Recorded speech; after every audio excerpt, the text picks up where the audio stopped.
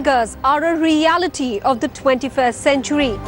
Despite our economic growth and constant move towards modernity, India is plagued with the problem of gender inequality. Welcome to our special show, where we are talking about a matter of critical concern. Gender inequality, the gap between men and women in both rural and urban spaces. We've joined hands with Oxfam India for their campaign, Why the Fark, that questions this gender inequality and raises awareness about the reasons that lead to this gender gap.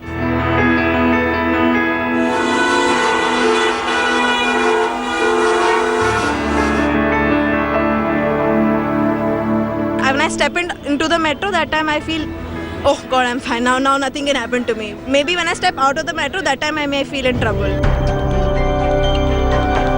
I don't think Delhi is safe for girls. Delhi is not at all. Even the whole India is not safe for girls. मेरी sister भी अब जब दिल्ली में आई है तो concern अचानक से बढ़ चुका है. So that I can feel.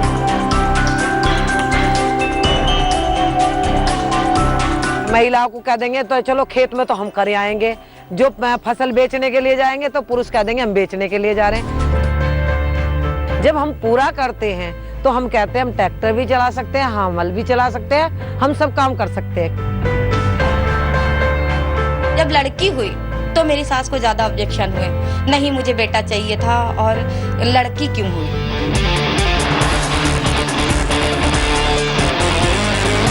I feel privileged to be born at the right time to a family where the girl child was as precious as the boy child. But when I look around, I think I am in the privileged 1%. There is still the 99% of the women out there who don't even have access to equal food in the house, let alone taking decisions regarding their whole own lives.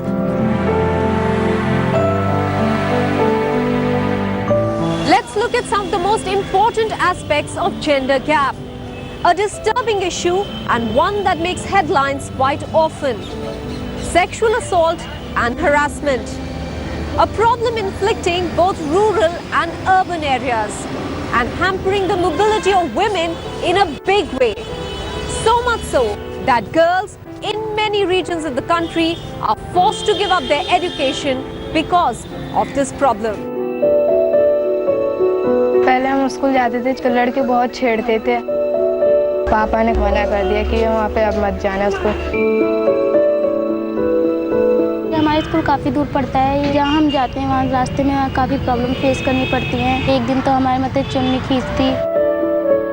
You know, we picked on this issue of mobility as an issue for this 16 days of activism because if you cannot go out safely, either to a school or to earn a livelihood or to participate in a political rally or in a cultural event, then your life is really confined within your boundary and there is no way for you to get connected to society or get empowered, get educated. So we felt it was a very important aspect that limits women's empowerment. The reason also why we are noticing these in larger numbers, sexual harassment and other such social evils, is because in the past much of this went unnoticed, unrecognized and unreported.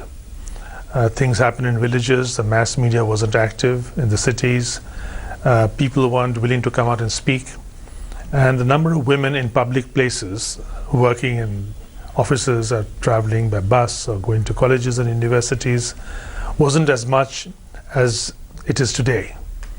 For which reason I think there has been a greater number of incidents of this sort simply because women are also fighting back, but more than that, men have not yet learned to curb their instincts when they are face to face or in the company of women who may be unescorted.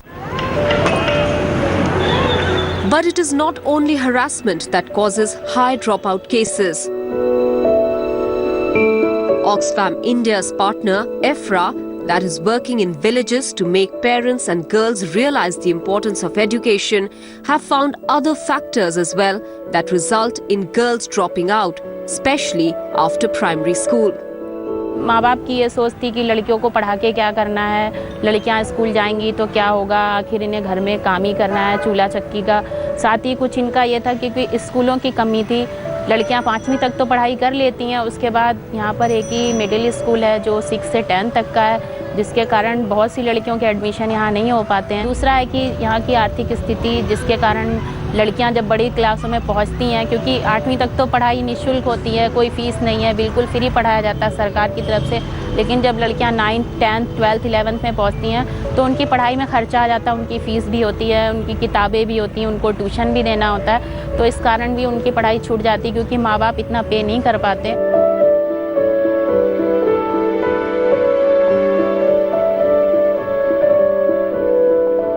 Education is critically important. You have to actually give women, girls equal access to education. At the moment, primary enrollment is actually approximately the same, but girls drop out much more in middle and higher levels. And that's also because we don't provide the proper facilities. We don't provide adequate toilets in schools. We don't provide lighting in their journey to go to the school. We don't provide equivalent situations for girls. And often we find that girls' schools and colleges are in most dreadful conditions in terms of infrastructure. The minimum requirements are not provided. There are schools in Rajasthan where there are 700 girls with 4 teachers. So that's the kind of situation in which girls are struggling to become educated. We have to provide better conditions. While in rural India, education is hampered due to harassment and poor facilities, yet in more educated urban society, the issue of safety of women is no different, be it in schools, colleges and particularly public spaces. I generally think कि हाँ मुझे 7 बजे से पहले आ जाना है, like 7 बजे के बाद I feel कि बाहर रहना is not safe.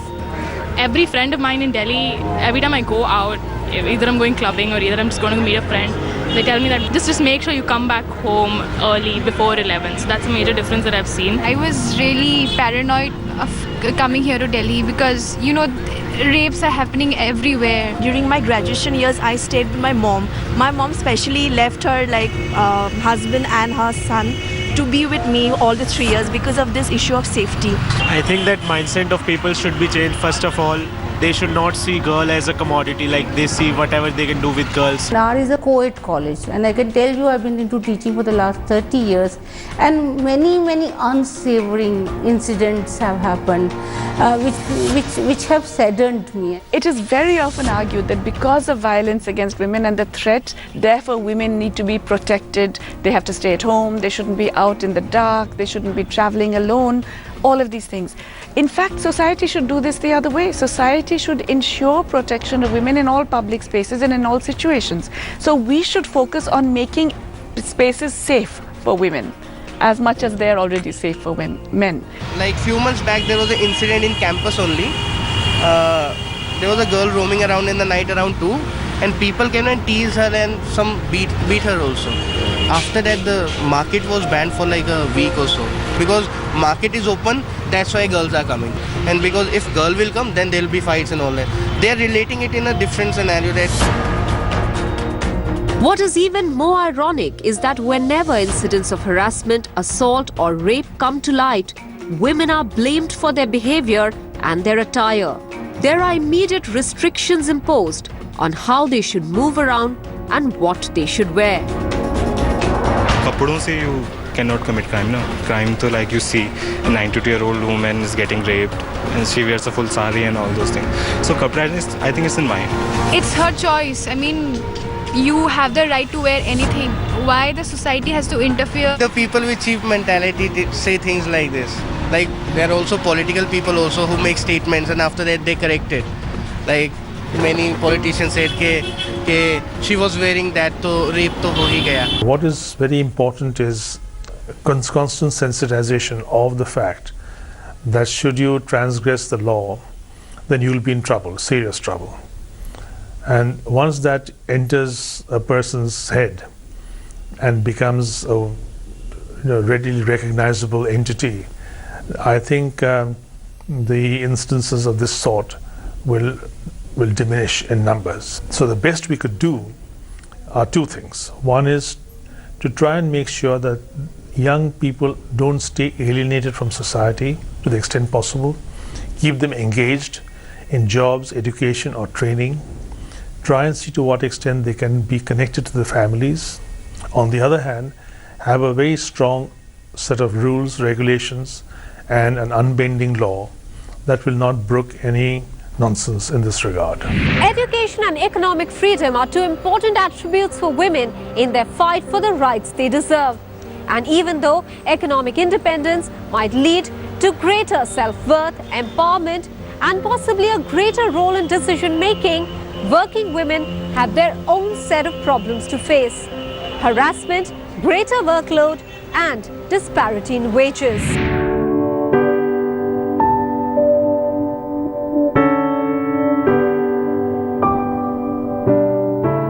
Women who wish to work face huge challenges. First of all, because the conditions of work often don't recognize the fact that there's all this other unpaid work that they have to do. So the timing of work is often very, very difficult. Then there are issues of commuting. There are issues of safety, both going to the workplace and at the workplace and returning. There are inadequate childcare facilities or looking after old and sick people facilities. There are a whole range of things that society needs to do as a matter of course to ensure that women can work on equal terms as men. When we talk about inequality, it's not just about being safe or anything, but it should be in terms of income as well and in terms of respect that is being given to a woman. I've also found in India and in other parts of the world too that women who work outside their home also work inside their home. So sometimes it seems to me that these women are doubly worked, and it's doubly unfair for that reason. Why can't men make their cups of tea or do something or even cook? I think in time will have to be a proper division of labor. Let's take a quick break. When we come back, we'll talk about some other aspects of gender inequality. Welcome back. Before the break, we spoke about the alarming safety level of women in the country. And despite the advantages that come with employment, how women who work in India have their own share of problems to tackle. Another problem with women working in India is that they are largely employed in the unorganized sector, which means even though they work hard and long hours, their work is not officially recognized or remunerated, be it agriculture or domestic labor.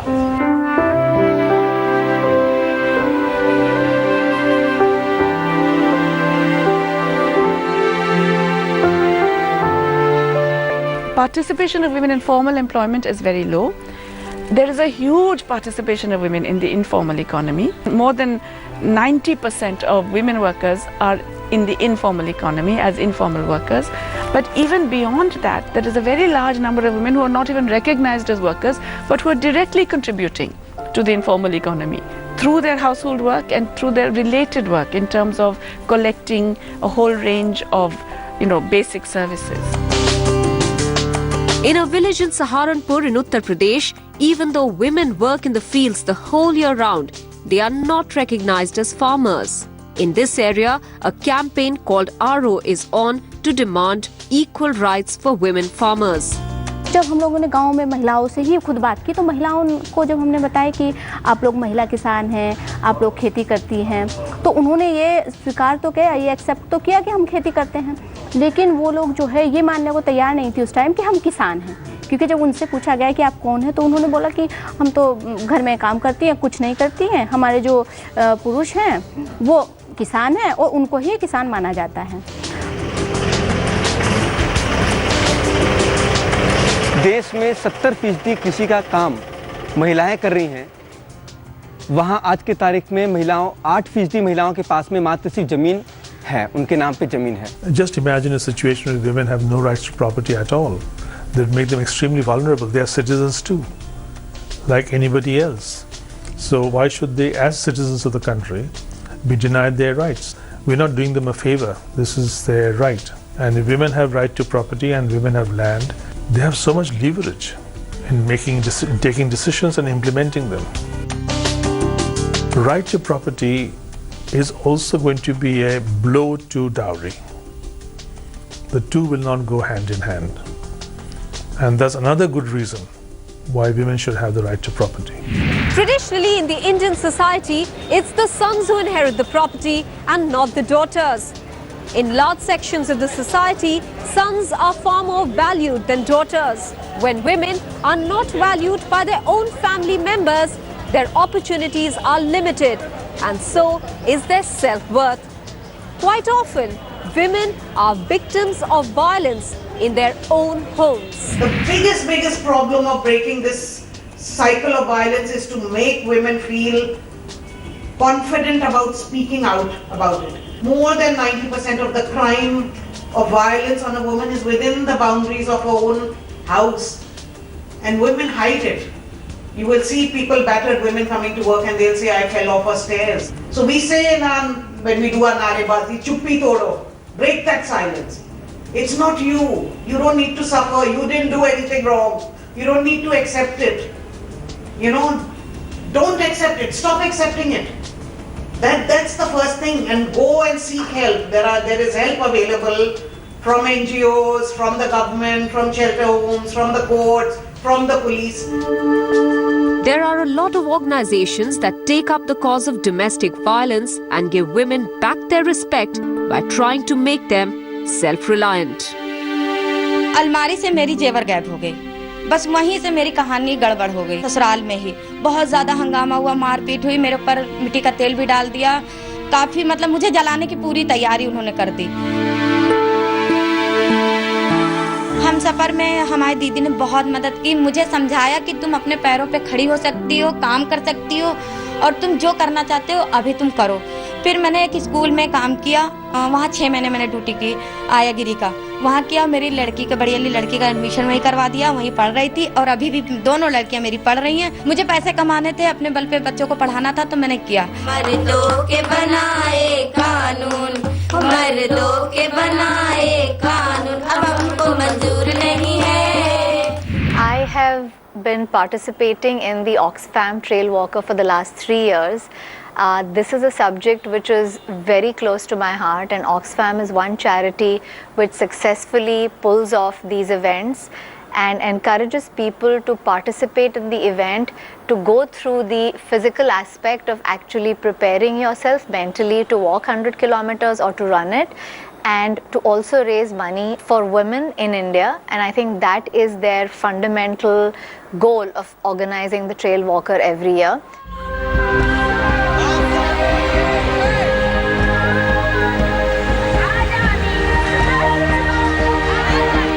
We are actually raising voice for, ensuring equal right for women in the society. I'm here for there should be no violence or discrimination against women. There should be equity, as all men and women are human beings, and everyone should be treated with equity.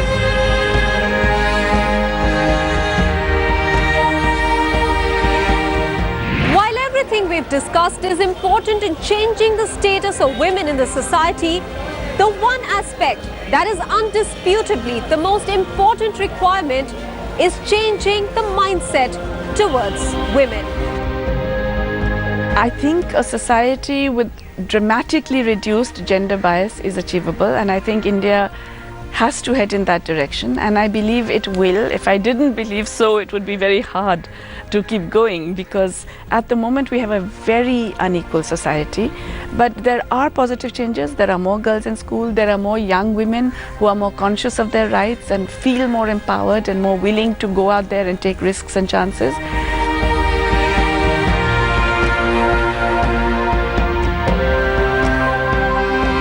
Whether we can dream of a more equal world and when such a future is possible, and because it's about social norms, is getting into very young into schools. So we have a right to education law where this next generation that comes out of 12 years from now, every child in India would have gone to school. That is already a very, very massive change. The first step towards solving a problem is realizing that you have one.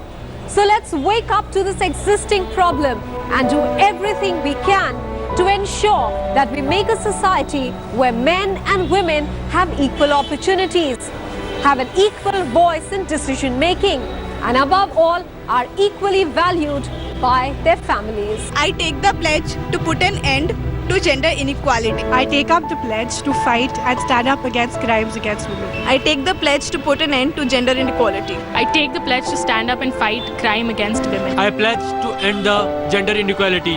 I pledge to bridge the gap between two genders. I pledge to end gender inequality, and I will respect women. All right, the latest news break coming in from Chennai, and the news is not good. What we are getting in is reports of heavy rains in Chennai, even as at the same time a Met Department warning has gone safe.